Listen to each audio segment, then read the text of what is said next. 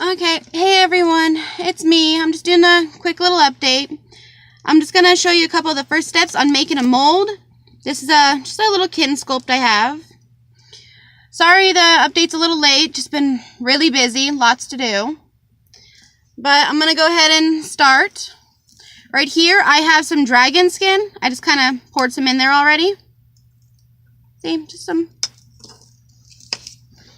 And now I want to add the same amount of A, and in the cup I have some B. You want to get to the same amount of A and B, or as close to it as you can. But you want to use a different stick so you don't contaminate it, because if you get some A into the, if you mix some in the jar, it'll set the whole jar. So you definitely do not want to do that. Just gonna pour some in there.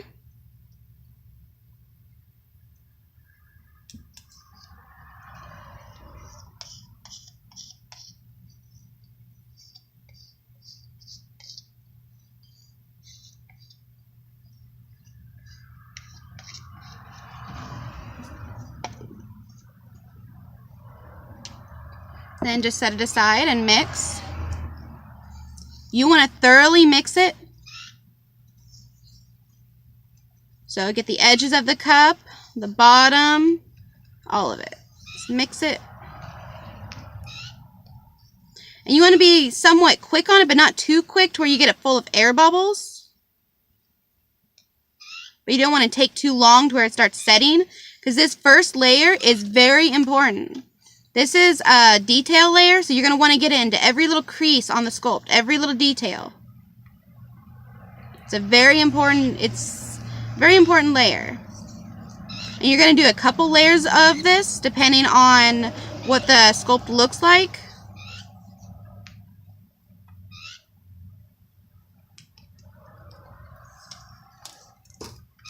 And this is the paintbrush I use. As you can tell, it's been used quite a bit. The bristles, it's like pretty much pure silicone now, but it works really well. Just scoop some up and start kind of working it into all the little details. So you just want to kind of push it in there too.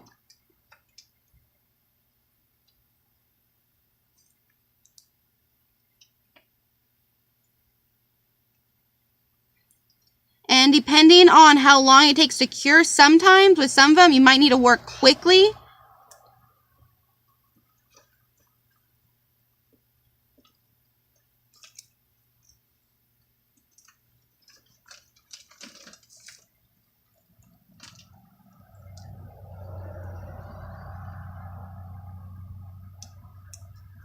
And doing this, it is very messy. It's going to drip and get all over the place.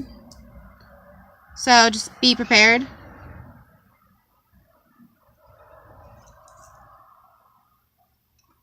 And some beginners, when they're first learning to make the mold, they'll add pigment to the layers, so they can tell the layers of the mold between each other, so they know if they're getting any thin spots.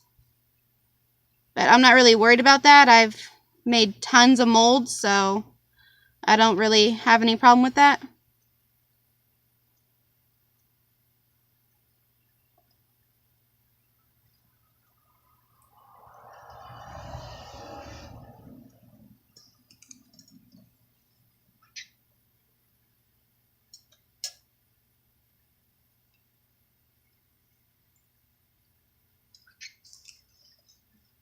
And I have some new babies out on my store. I have some baby dragons, some more baby squirrels, and some baby avatars as well.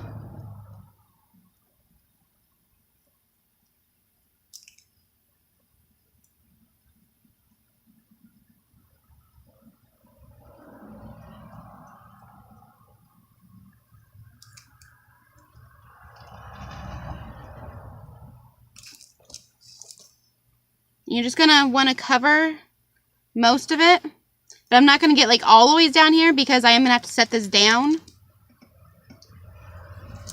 Which I'm going to do now. There we go.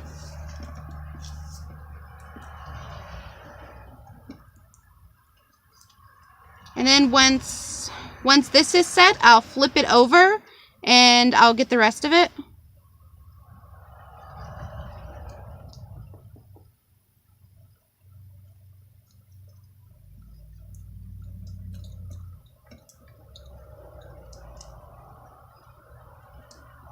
And I just have this just sitting on some art paper just so it doesn't like get everywhere. Once silicone is cured though, it cleans up pretty well. It comes off most like smooth surfaces really well, just not off clothes. It does not come off like material. Any type of fabric, it sticks to really well. So just keep that in mind.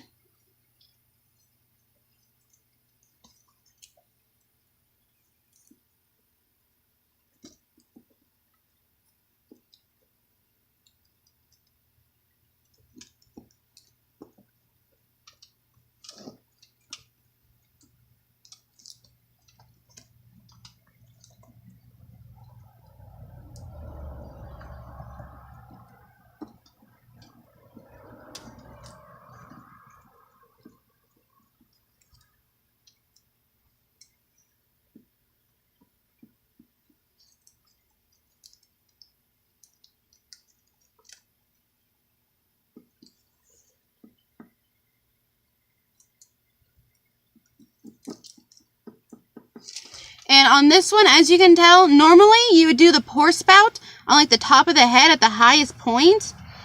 But with this one, I sculpted in the fur. So I actually put the pour spout on the tip of the tail, which it is going to be kind of tricky, but I'm not too worried about it. But I didn't want to mess up the fur.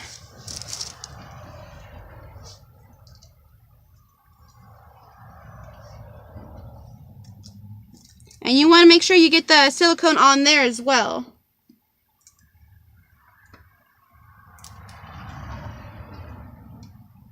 And it is going to drip and just kind of get all over the place, so don't be stressed about it. Don't freak out. Because, yeah, that's what it does.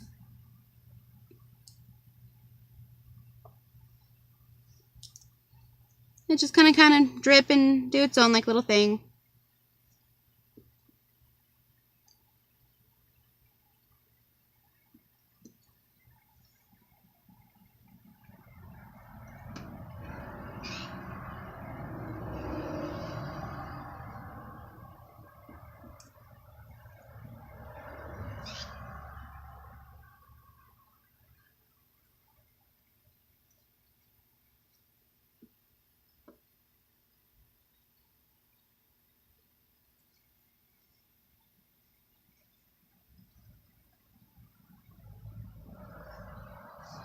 Alright, well, there we go. This is the first layer, the detail layer. Just make sure to get it everywhere and work it in really well. You don't want to miss any spots. Because this is going to pick up, like, well, all the detail of the sculpt. It's pretty important. So, there we go. That's the first layer. And after this one cures a little bit, when it's still kind of squishy and it's not fully cured yet, that's when you add the next layer. And I'm going to flip it over and do the other side, like the bottom of the paws, the stomach, and the areas I couldn't get yet. But sometimes if you let it fully cure, sometimes the next layer can come loose on the mold because you have to pull on it and tug on it. So sometimes it can come loose. So it sticks together better when it's not fully cured and you're adding the next layer. They bond better. And try to use the exact same silicone on every layer. So if you have like multiple silicones sitting around, keep track of which one you're using.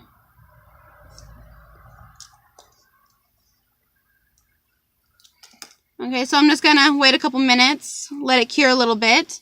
And then I'll just do a couple more layers until it's to like a good thickness I like. And when I go to start building up the seam, I'll come back and show that to you.